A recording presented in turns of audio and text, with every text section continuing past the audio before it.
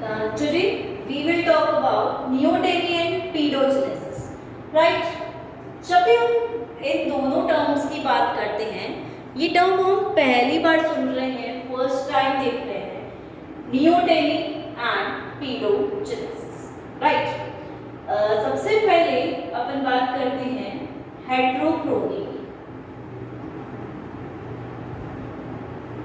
ठीक, हेट्रोक्रोनी एक ऐसी टर्म है जो इन दोनों को कंप्राइज करती है, इन दोनों पार्ट्स से बनी हुई। तो हम बोलेंगे हेट्रोक्रोनी के दो टाइप्स होते हैं, पहला neoteny and second is paedogenesis. ठीक है, दूसरा पीडोजेनेसिस होता है। सेकेंडली जब हम बात करते हैं हेट्रोक्रोनी की, तो यहाँ हम बात करते हैं हेट्रोक्रोनी में जो लार्वल लाइफ होती है वो या तो एक्सटेंड हो सकती है या फिर शॉर्ट हो सकती है। यानी कि लार्वल अवस्था जो है वो या तो बड़ी हो सकती है या छोटी हो सकती है, तो उस प्रकार को हम हेट्रोक्रोनी कहते हैं, राइट? अब हेट्रोक्रोनी के ही दो टाइप्स हैं, नियोटोनी एंड पीडोजेनेसिस। नियोटेनी को जब हम सबसे पहले देखते हैं तो ये लैटिन वर्ड का बना हुआ है जिसे हम बोलते हैं नियोटेनी, राइट? अब ये भी नियोटेनी दो वर्ड्स, दो शब्द से मिलकर बनता है, नियो प्लस टेन, जिसका मतलब होता है to extend, right? Extend means किसी चीज को लंबा करना, खींचना, राइट? और एक्सटेंड क्या करना है यहाँ, इन्हें लार्वल अवस्था को, लार्वल स्टेज को एक्सटेंड करना है, खींचना है। ठीक है, तो नियोटेनी को जब हम समझेंगे तो नियोटेनी टर्म को दिया था हमारे साइंटिस्ट कॉलमैन, इन्होंने दिया था 1882 में। ठीक है, इन्होंने एक्सप्लेन किया नियोटेनी को 1882 में, जिसका मतलब है एक्सटेंड करना, लार्वल अवस्था को बढ़ाना। अब नियोटेनी के अंदर होता क्या है ये भी देख लेते हैं। इसमें जो लार्वा के लक्षण होते हैं, कैरेक्टरिस्टिक्स होते हैं, वो क्या होते हैं, रिटेंड हो जाते हैं।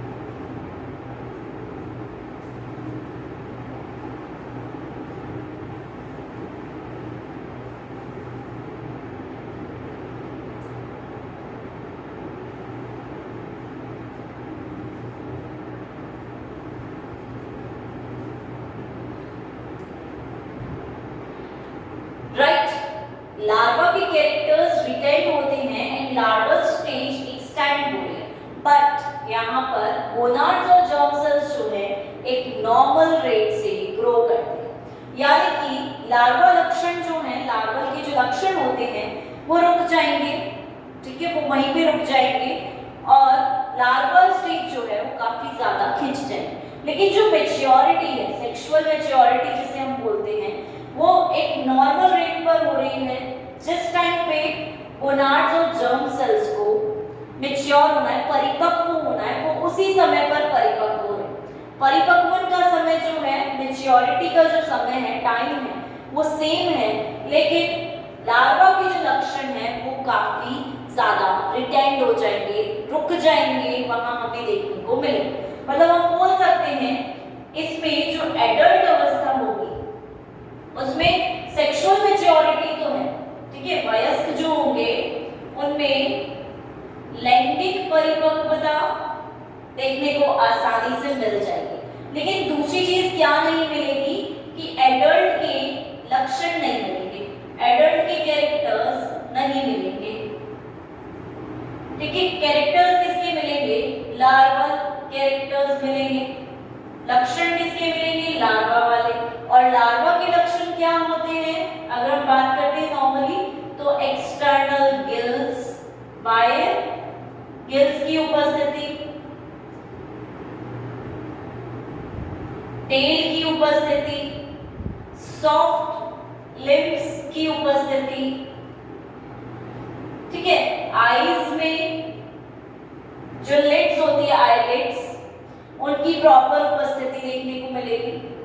तो इस तरह के लार्वा के कैरेक्टर्स, लक्षण जो होंगे वो वहां पर देखने को हमें मिलते हैं। तो इसको हम कहते हैं नियोटेनी। और नियोटेनी हमें सबसे ज्यादा देखने को मिलती है यूरोडील्स में और एन्यूरा, यानी ये हमें मिल रही है एम्फीबियंस में देखने को, ठीक। एम्फीबियंस में हमें ये नियोटेनी देखने को मिल रही है, यूरोडील्स और एन्यूरा में, जिसमें यूरोडील्स में सबसे ज्यादा ये चीज देखने को मिलती है, ठीक। दैट मींस नियोटेनी अभी हमें समझ आ गया है कि नियोटेनी क्या होता है। दो वर्ड से मिलकर बना है, दो शब्दों से मिलकर मिला है, नियो प्लस टेनिन।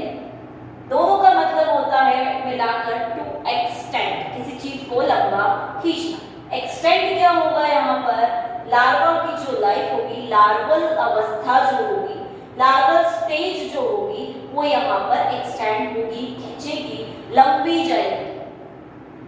यानी कि एडल्ट के जो लक्षण है वो वहां देखने को नहीं मिलेंगे। तो यही चीज हमने बोली कि लार्वा के जो लक्षण है वो रिटेंड हो रहे हैं, खिंच रहे, काफी लंबे समय तक वहां है, और लार्वल अवस्था भी काफी एक्सटेंड हुई।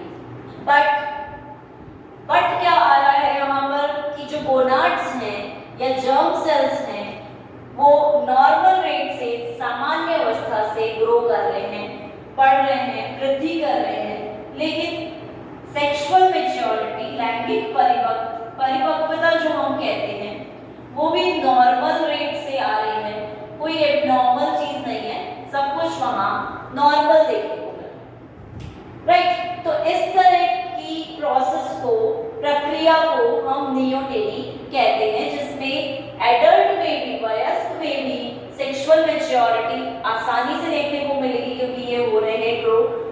एडल्ट के कैरेक्टर्स नहीं मिलेंगे, लार्वा के कैरेक्टर्स जो होंगे, लार्वल लक्षण जो होंगे वो वहां देखने को मिलेंगे। और लार्वल लक्षण क्या होते हैं ये हमें पता। मोस्ट ऑफ द टाइम ये हमें कहां देखने को मिलेगी, यूरोडील्स और एन्यूरा। तो इसे हम नियोटेनी कहते हैं। दिया किसने इस टर्म को, कॉलवेल। दूसरी हम बात करेंगे पीडोजेनेसिस।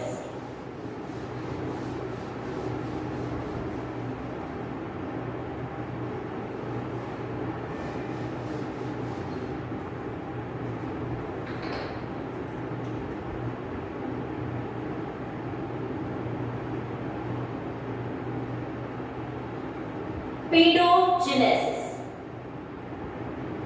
इसको दिया हमारे साइंटिस्ट वॉल्टर गार्स्टाइन ने 1922 में, ठीक। पीडोजेनेसिस को वॉल्टर गार्स्टाइन ने दिया 1922 में। इन्होंने बताया कि यहां पर जो सेक्सुअल मैच्योरिटी होती है, लैंगिक परिपक्वता होती है, वो जल्दी आ जाती है, अर्लियर आ जाती है। मतलब लार्वल स्टेज में ही, लार्वल अवस्था में ही ये लैंगिक परिपक्वता दिखाते हैं। तो हम बोलेंगे कि ये गोनाड्स और जर्म सेल्स को ग्रो करते हैं, या मैच्योरिटी जो है, में परिपक्वता जो है वो काफी जल्दी आ जाती है।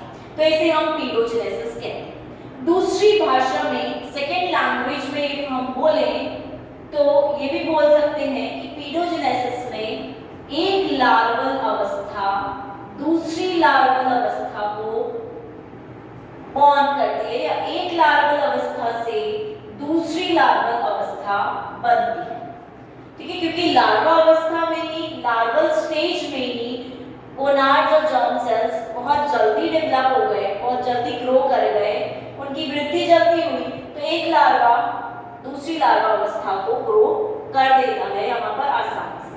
दूसरी भाषा में, सेकेंड लैंग्वेज में हम यही बोलेंगे कि एक लार्वा अवस्था से सेकेंड लार्वल अवस्था ग्रो करती है और इस तरह से वहां पर परिवर्धन या डेवलपमेंट देखने को मिलता है।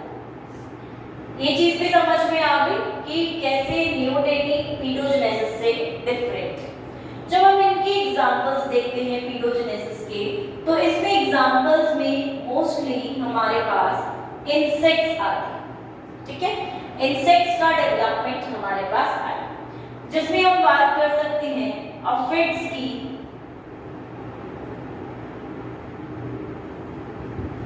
गॉलफिशेस की,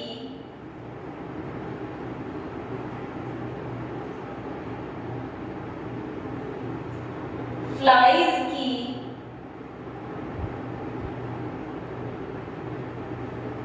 कॉकरोच की,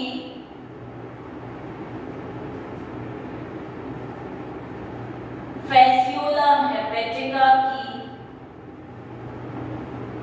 जिसे हम लिवर फ्लूक के नाम से भी जानते हैं। यानी कि पीडोजेनेसिस में हमें एग्जाम्पल अगर देखते हैं तो मोस्ट प्रोबेबली हमें इंसेक्ट्स का ही एग्जाम्पल वहां देखने को मिलता है, लेकिन नियोटेनी में हमें एम्फीबियंस देखने को आराम से मिल सकते हैं, ठीक है। जब हम इनकी बात करते हैं लिवर फ्लूक्स की, तो लिवर फ्लूक में हम ये देखते हैं कि एक लार्वा स्टेज दूसरी लार्वा स्टेज को बॉर्न करती है, तो उसे हम पीडोजेनेसिस कहेंगे। इनमें कई बार कुछ स्केल फ्लाइज भी आ जाती हैं एग्जाम्पल में, और जब हम बात करते हैं यहाँ पर तो कुछ टर्माइट्स भी आ जाते हैं, कुछ बीटल्स भी आते हैं, कुछ बैगवॉर्म्स भी आ जाते हैं। तो इस तरह से ये काफी वाइड वैरायटी ऑफ इंसेक्ट्स की पॉपुलेशन में देखने को मिलता है, ठीक है। इंसेक्ट्स में ज्यादा देखने को मिलेगा। है क्या ये चीज कि सेक्सुअल मैच्योरिटी लैंगिक परिपक्वता जल्दी आ रही है, एक लार्वा स्टेज लार्वा अवस्था ही दूसरी लार्वा अवस्था को बॉर्न कर सकता है, प्रोड्यूस कर सकता है, बना सकता है। गोनाड्स और जर्म सेल्स जो है वो बहुत जल्दी ग्रो कर जाएंगे, वृद्धि कर जाएंगे। और दिया किसने है इसे? वॉल्टर कास्ट। तो इसे हम बोलते हैं पीडोजेनेसिस। तो हेटेरोक्रोनी के दो भाग हैं, नियोटेनी एंड पीडोजेनेसिस, जो इस तरह से एक जनरल इंट्रोडक्शन फॉर्म में हमने देखा कि क्या होता है हेटेरोक्रोनी और क्या होता है नियोटेनी एंड पीडोजेनेसिस। दूसरी बात करते हैं हम, क्योंकि हमने बोला कि यूरोडील्स एंड एन्यूरा में नियोटेनी देखने को मिलती है, लेकिन नियोटेनी का बेस्ट एग्जांपल है हमारा एम्बाइस्टोमा। एम्बाइस्टोमा जो होता है वो एडल्ट अवस्था में, वयस्क अवस्था में होता है, लेकिन इसका जो लार्वा होता है उसे हम बोलते हैं एक्सोलॉटल लार्वा। राइट, ये क्या है? लार्वा अवस्था है और इस लार्वा का नाम है एक्सोलॉटल लार्वा। है किसका? एम्बाइस्टोमा। एम्बाइस्टोमा की स्पीशीज जो है वो एम्फीबिया में, यूरोडील्स में आती हैं, और इसकी एक स्पीशीज को एम्बाइस्टोमा टिग्रिना के नाम से भी जानी जाती है, जिसपे टाइगर जैसे स्पॉट्स वहां पर हमें देखने को मिलते हैं, ठीक है। तो इस प्रकार से हम देखते हैं नियोटेनी का बेस्ट एग्जांपल होता है एम्बाइस्टोमा या इसका एक्सोलोटल लार्वा। जब हम इस लार्वा को देखेंगे तो एक बार इसकी संरचना, स्ट्रक्चर जो है वो देख लेते हैं, किस तरह का स्ट्रक्चर इसमें होता है।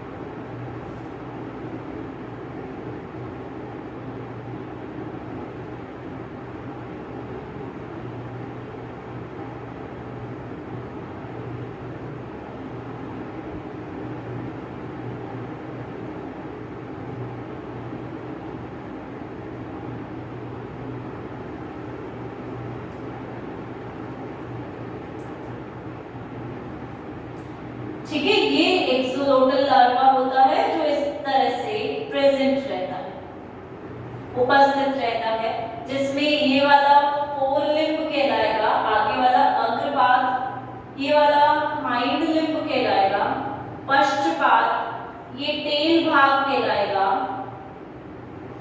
ये ट्रंक भाग कहलाएगा, ये आईज हैं, ये एक्सटर्नल बाइगिल्स हैं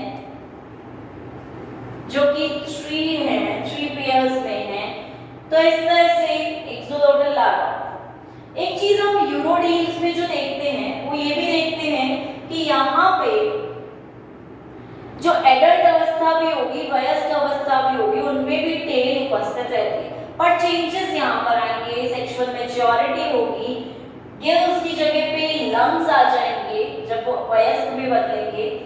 तो इस तरह से वहां पर चेंजेस अपन को देखने को मिलते हैं, ठीक, क्योंकि वो आगे जाकर टेरेस्ट्रियल हैबिटेट में रहेगा। अभी ये एक्वेटिक हैबिटेट का है, वाटर में रहता है, बाद में वो टेरेस्ट्रियल जमीन पर रहने लगेगा, तो उसकी आईज पैटर्न में भी चेंज आएगा, आंखों में भी चेंज आएगा, बदलाव आएगा, परिवर्तन आएगा, गिल्स डिस्ट्रॉय हो जाएंगे। तो इस तरह से वो एडल्ट अवस्था में बदलते हैं।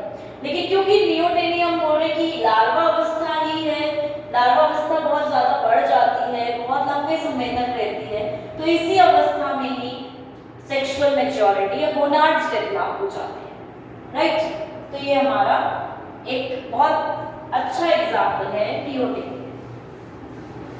अब बात करते हैं नियोटेनी के प्रकार की।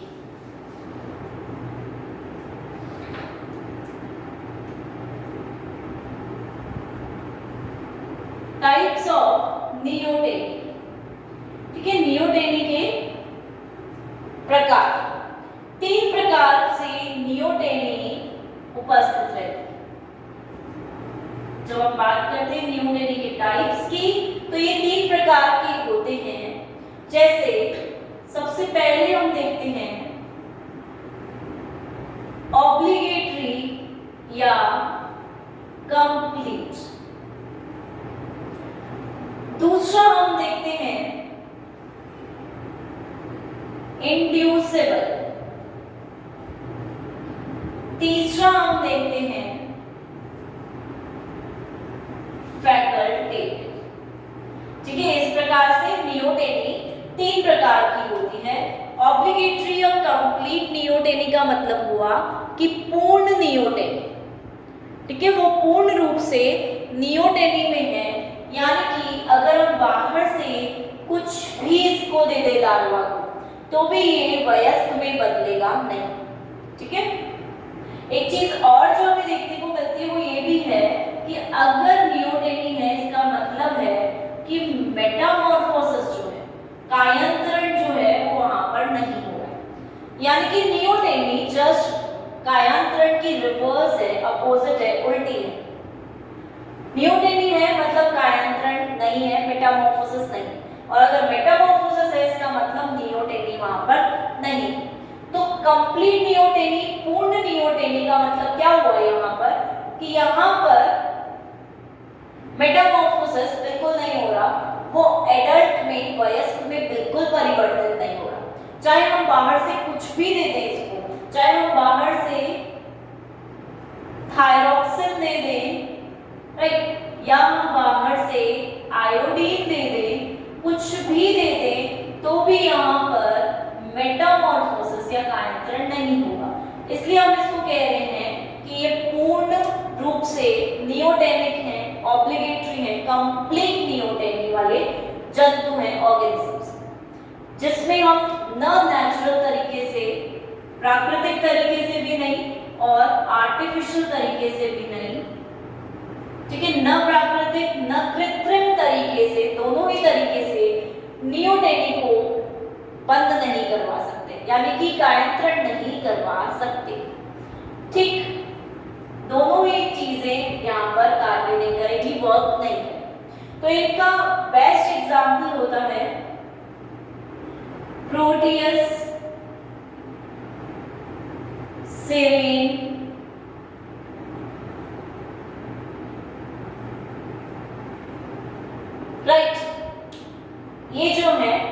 कंप्लीट नियोटेनी में आते हैं। सेकेंड बात करते हैं हम इंड्यूसिबल, जिसका मतलब हुआ कि वहां पर हम नियोटेनी इंड्यूस करा सकते हैं, यानी कि हम बाहर से आर्टिफिशियल तरीके से, कृत्रिम तरीके से हम अगर थायराइड दे दें उन्हें, ठीक है, या थायरॉक्सिन हार्मोन दे दें उन्हें, तो क्या होगा, वहां पर मेटामॉर्फोसिस हो सकता है। इंड्यूस करा सकते हैं हम लेबोरेटरी कंडीशन में, ठीक है, बाहर से कुछ देंगे तो वहां पर कायांतरण हो जाएगा, इसलिए हम इसको बोलते हैं इंड्यूसेबल नियोटेनी, कि नियोटेनी में है अभी जंतु, लेकिन अगर हम इसमें इंड्यूस कराएंगे, अगर हम बाहर से इसे कुछ देंगे ऐसी चीज, तो क्या होगा, वहां पर बदलाव आएगा, परिवर्तन आएगा, चेंज आएगा, कायांतरण हो जाएगा और वो वयस्क में परिवर्तित हो जाएगा। इस मेटामॉर्फोसिस के कारण वो वहां पर एडल्ट में बदल जाएगा। तो इसको हम बोलते हैं इंड्यूसेबल प्रकार की नियोटेनी, जहां पर चेंज आसानी से आ सकता है। तो इस टाइप की नियोटेनी को हम इंड्यूसेबल कह रहे हैं, और इसका एग्जाम्पल है हमारा पेस्ट एक्सोलोटल लार्वा, यानी कि इस लार्वा को अगर हम बाहर से कुछ भी देते हैं, प्रोवाइड कराते हैं, तो ये आसानी से वहां पर चेंज होगा, और चेंज होकर किसमें बदल जाएगा, हमारे एम्बाइस्टोमा। अब हम ये बोलते हैं कई बार कि इन्हें प्रॉपर एनवायरनमेंट नहीं मिलता, बाहर का वातावरण नहीं मिल पाता है, इसीलिए ये बदल नहीं पाते हमारे वयस्क में, और जैसे ही इन्हें बाहर से वातावरण मिलता है तो ये बदल जाते हैं आसानी से। थर्ड आता है फैकल्टेटिव, यानी कि ये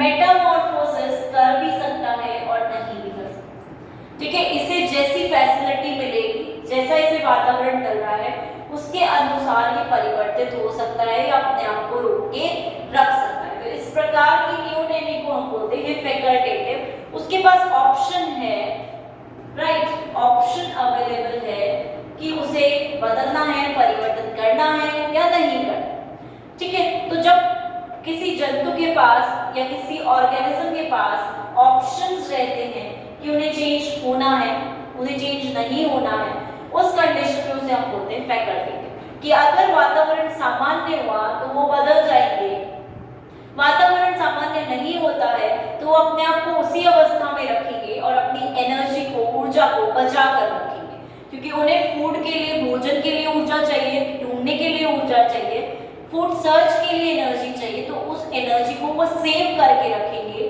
कि जब भी उनको प्रॉपर एनवायरनमेंट मिले तो तब वहां पे वो आसानी से चेंज हो सके, ठीक है। तो इनके एग्जांपल्स होते हैं हमारे हाइला, एलाइट्स, बुफो, राइट, वल्गैरिस, एलाइट्स वल्गैरिस, ये सारे इनके एग्जाम्पल।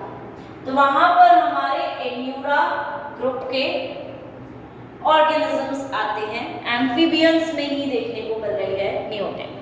मोस्ट प्रोबेबली मिल कहाँ रही है, एम्फीबियंस में, और 3 प्रकार से नियोटेनी होती है। टाइप्स ऑफ नियोटेनी में 3 टाइप्स आ गए। दूसरी हम बात करेंगे यहाँ पर कॉजेज ऑफ नियोटेनी, ठीक है, कि नियोटेनी के कारण क्या हो सकते हैं।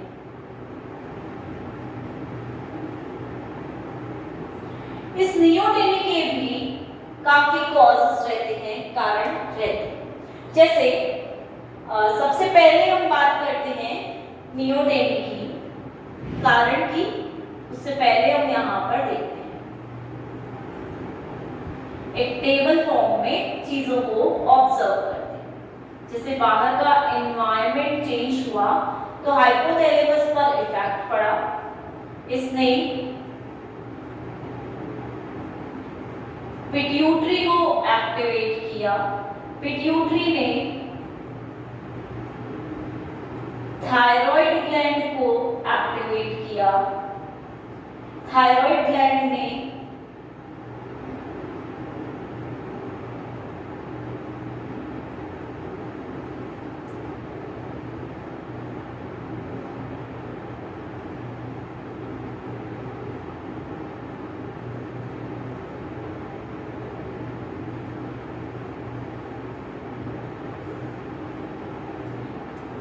ठीक, दूसरी चीज ये भी आती है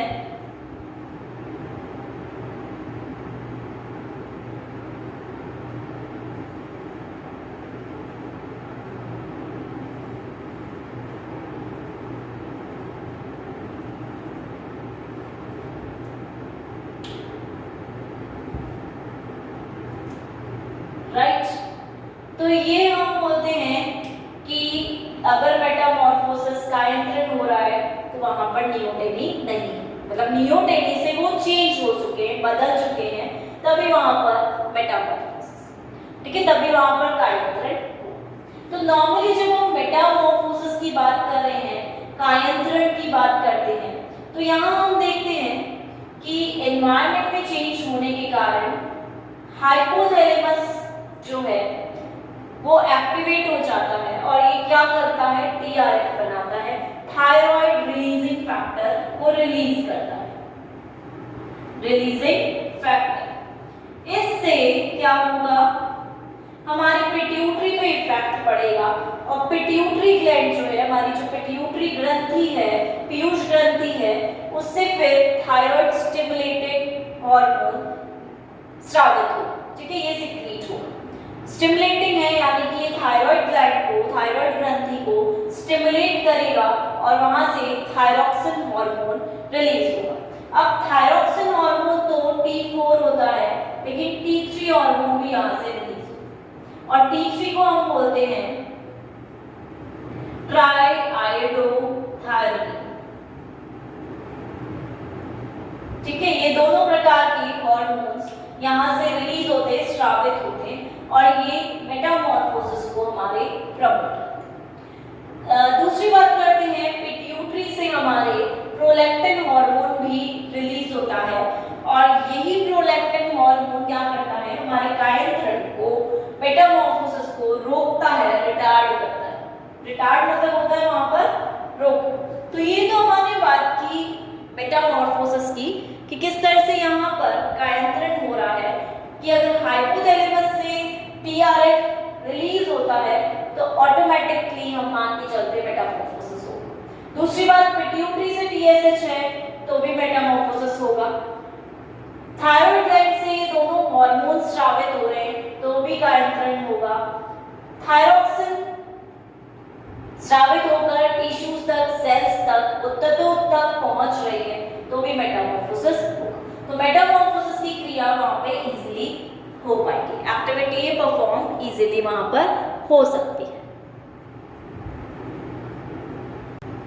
ऑलराइट, वहां तो हमने बात की कि मेटामॉर्फोसिस किस तरह से यहाँ पर परफॉर्म हो रहा है, राइट। हमने बोला ये सारे हार्मोन्स हैं जो सभी रिस्पॉन्सिबल एक साथ मिलकर मेटामॉर्फोसिस को, कायांतरण को करवाना। लेकिन दूसरी बात करते हैं हम causes of neoteny.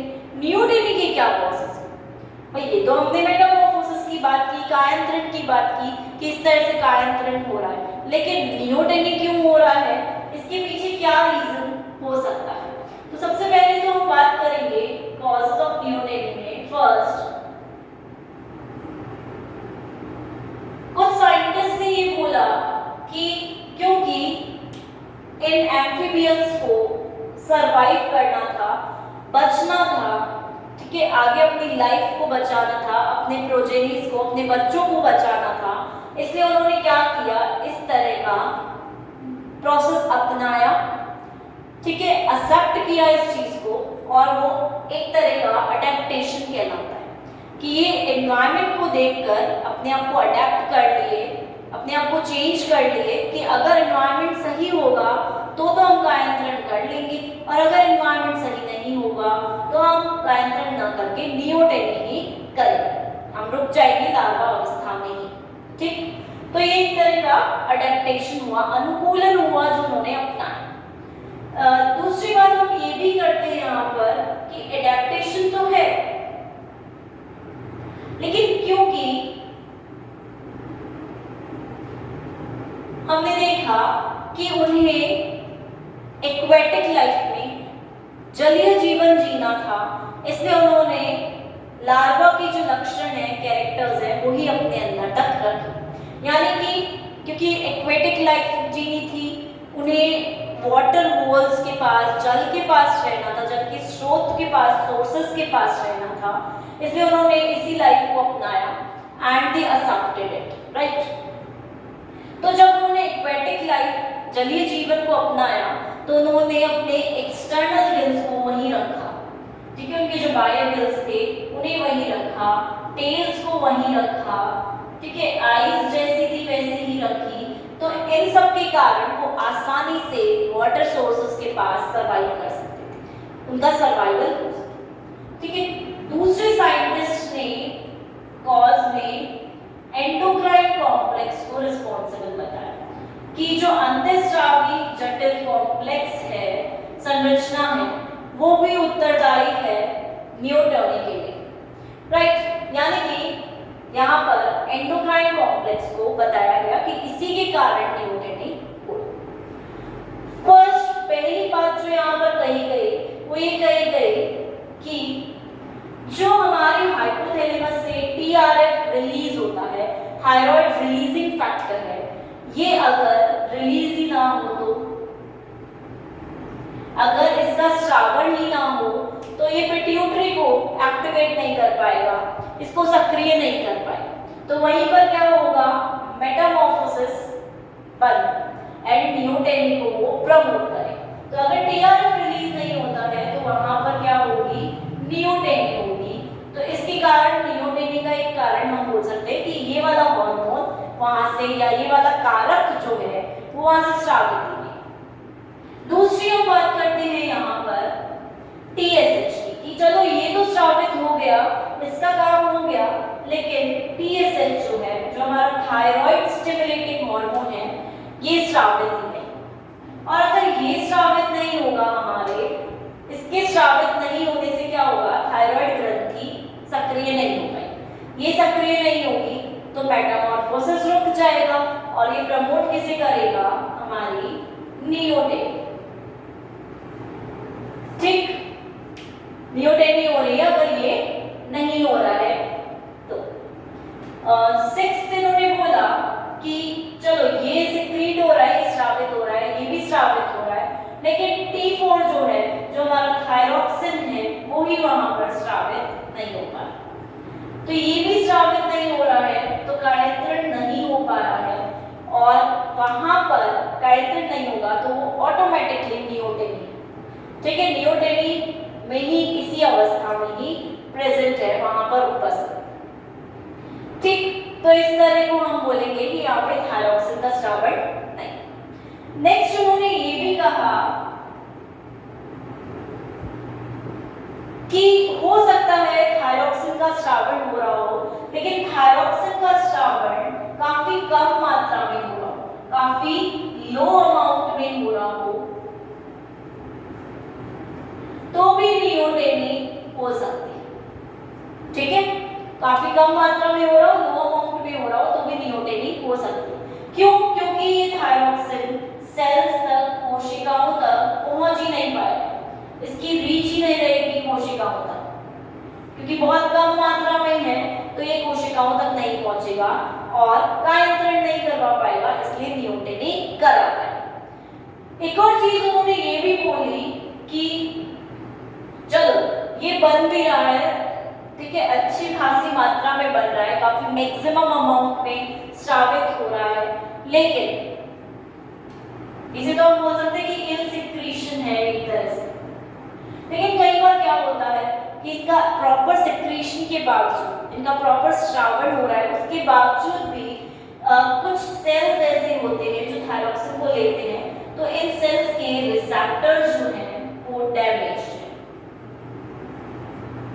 Right. Sales पर जो ग्राही होते हैं, ग्राही अंग होते हैं, वो फंक्शनल नहीं है, वो वहां पर अपना प्रॉपर कार्य नहीं दिखा पा रहे हैं, तो वो रिसेप्टर किसी काम के नहीं है। तो थायराइड यहाँ पर आकर बाइंड भी कर जाता है, तो भी वहां पर मेटामॉर्फोसिस या कायंत्रण नहीं हो पाएगा, क्योंकि रिसेप्टर फंक्शनल नहीं है, म्यूटेटेड है, और इस अवस्था में वो नियोटोनी को प्रमोट करेगा। तो इस अवस्था में भी क्या हो रही है, नियोटोनी।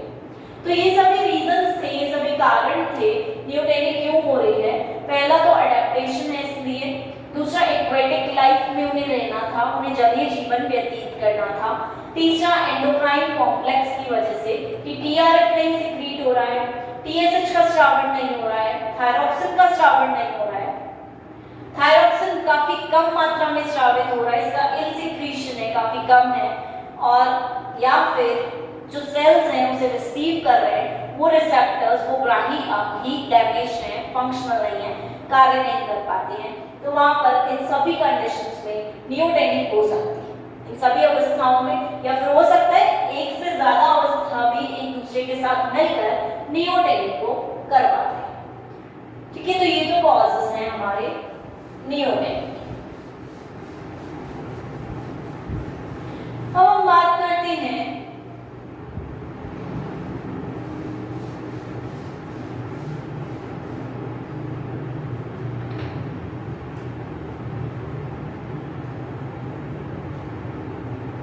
फैक्टर्स अफेक्टिंग नियोटेनिक, ऐसे कारक जो कि नियोटेनिक को अफेक्ट कर रहे हैं। ठीक है, ये कारक दो प्रकार से हो सकते हैं, एक तो हम बात करेंगे एक्सटर्नल बाह्य कारक की और एक हम बात करेंगे इंटरनल कारक। तो सबसे पहले हम बात करते हैं एक्सटर्नल फैक्टर्स, जिसमें हमारा आता है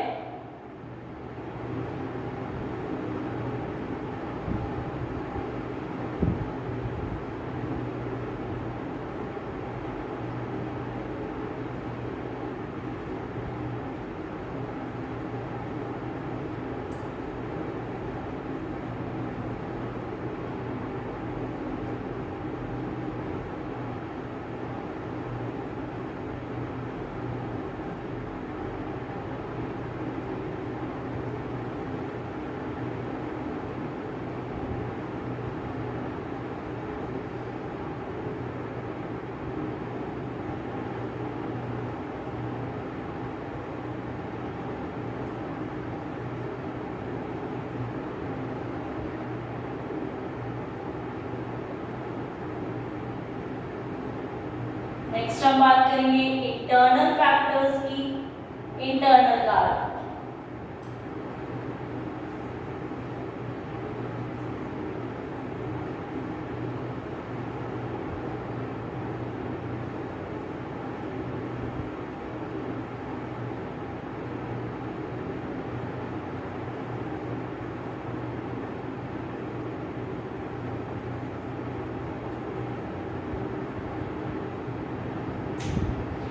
ठीक है, अब यहाँ देखते हैं हम बाह्य कारक जो कि अफेक्ट कर रहे हैं नियोटेनिक को। सबसे पहली बात तो बाह्य कारक में आता है एनवायरनमेंट या फिर वातावरण।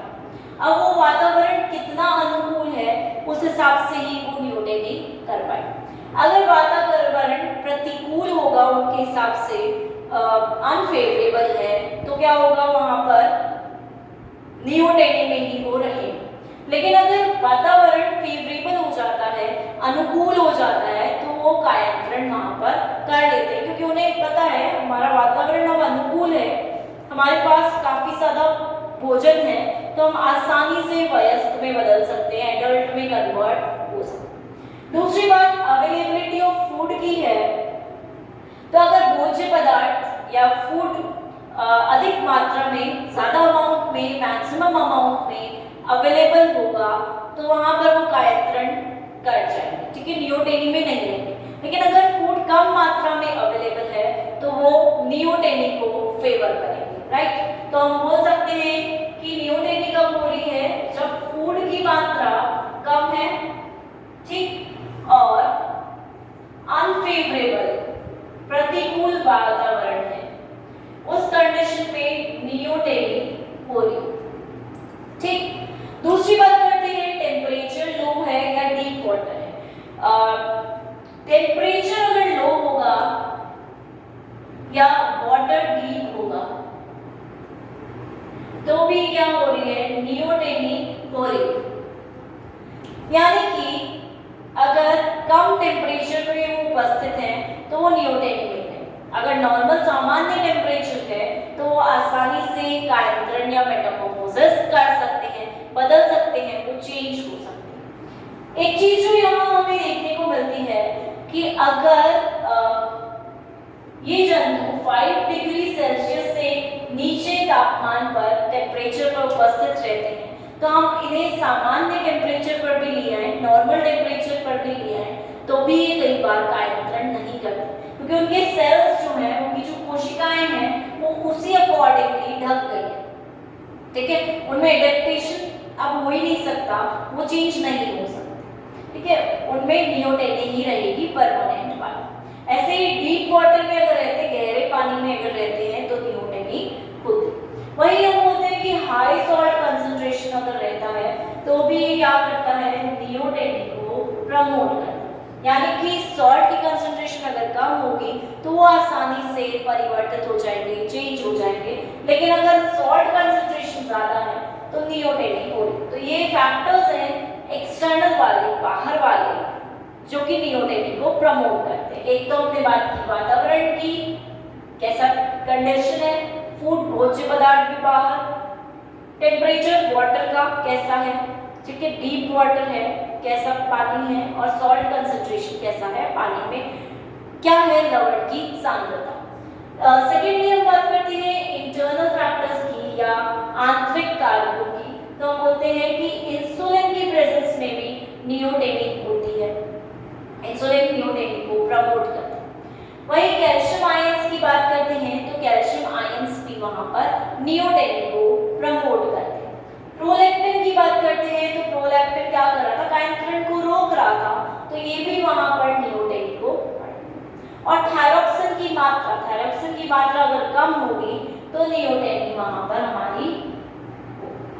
ठीक है, तो एक चीज ये है कि थायरॉक्सिन की मात्रा कम होने से नियोटेनी हो रही है, लेकिन एक चीज ये भी हमें देखने को मिलती है कि जो आयोडीन है, आयोडीन से ही थायरॉक्सिन बनता है। ठीक है, क्योंकि हमने नाम ही थायरॉक्सिन का ये रखा है T3 T4, और T4 है मतलब वहां पर, ठीक है, थायरॉक्सिन T4 ट्राई आयोडोथायरॉक्सिन, T3 इसका मतलब यहाँ पर आयोडीन के 3 मॉलिक्यूल्स अटैच्ड हैं, T4 है इसका मतलब वहां पे आयोडीन के 4 मॉलिक्यूल है, 4 4 3 3।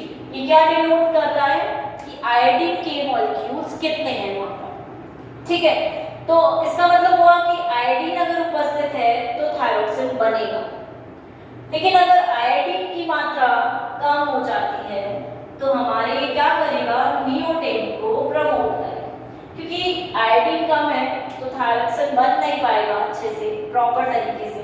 थायरॉक्सिन नहीं बनेगा तो कायांतरण नहीं होगा, और कायांतरण नहीं होगा तो नियोटेनी होगी। तो ये कुछ इंटरनल फैक्टर्स और एक्सटर्नल फैक्टर्स हैं जो कि नियोटेनी को कॉज करते हैं। नेक्स्ट हम बात करते हैं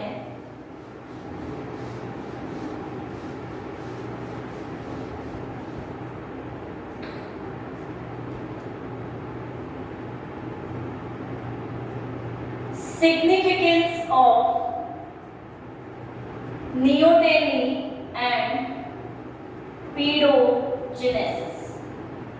ठीक है, इन दोनों का क्या महत्व रहता है, नियोटेनी और पीडोजेनेसिस का, ये एक दूसरे को कैसे सपोर्ट करते हैं, कैसे हेल्प करते हैं। ठीक है, इसकी बात करते हैं। तो महत्व की बात कर रहे हैं क्योंकि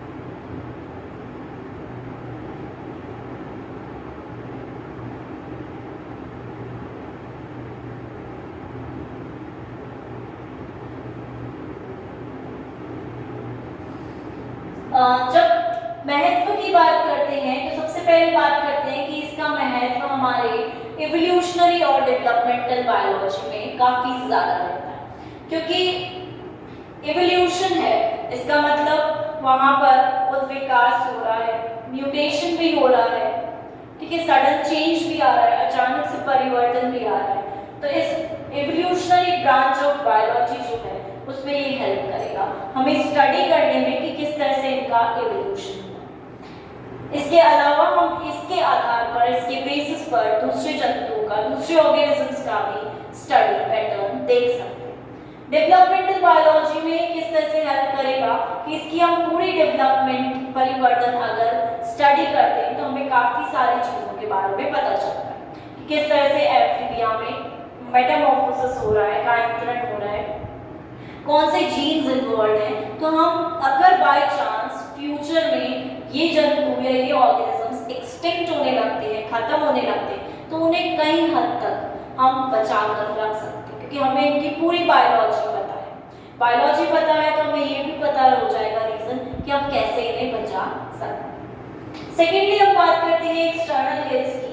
इनमें जो बाह्य गिल्स होते हैं, बाहर वाले गिल्स होते हैं, वो हम बोलते हैं कि लार्वा अवस्था है क्योंकि वयस्क में भी लार्वा अवस्था जैसे लक्षण रहते हैं, कैरेक्टर्स रहते हैं, तो एक्सटर्नल गिल्स वहाँ पर उपस्थित हैं। और एक्सटर्नल गिल्स अगर वहाँ उपस्थित हैं और इन्हें रहना कहाँ है, एक्वेटिक मीडियम में ही, जलीय वातावरण में ही रहना है, तो वो उनके लिए एक तरह से एक्वेटिक एडेप्टेशन हो गया कि क्योंकि रहना जल में है, वाटर में है, तो एक्सटर्नल गिल्स प्रेजेंट है तो उनके लिए अच्छा है।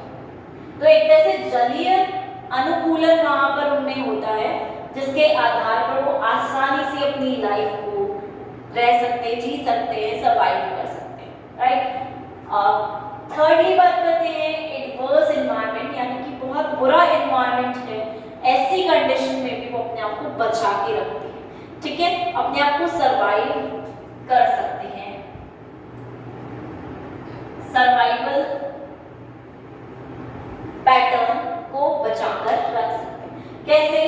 क्योंकि हमने बोला बाह्य वातावरण बहुत खराब है, उनके पास ना भोजन है, ना पानी ढंग से है, ना उनके पास आसपास ऊर्जा के लिए कोई सोर्स है, ठीक है, एनर्जी के लिए कोई सोर्स नहीं।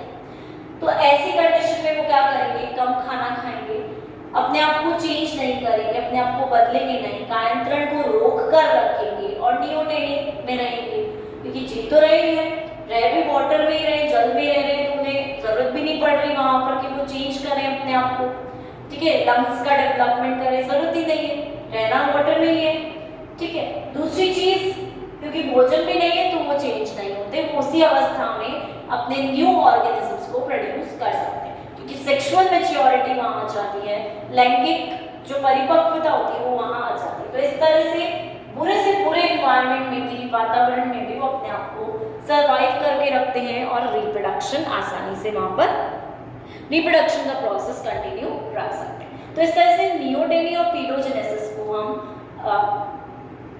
पढ़ते हैं और ये एक तरह का अडेप्टेशन ही है इन जंतुओं का, इन ऑर्गेनिजम्स का, कि इन्होंने अपने आप को अडेप्ट किया है।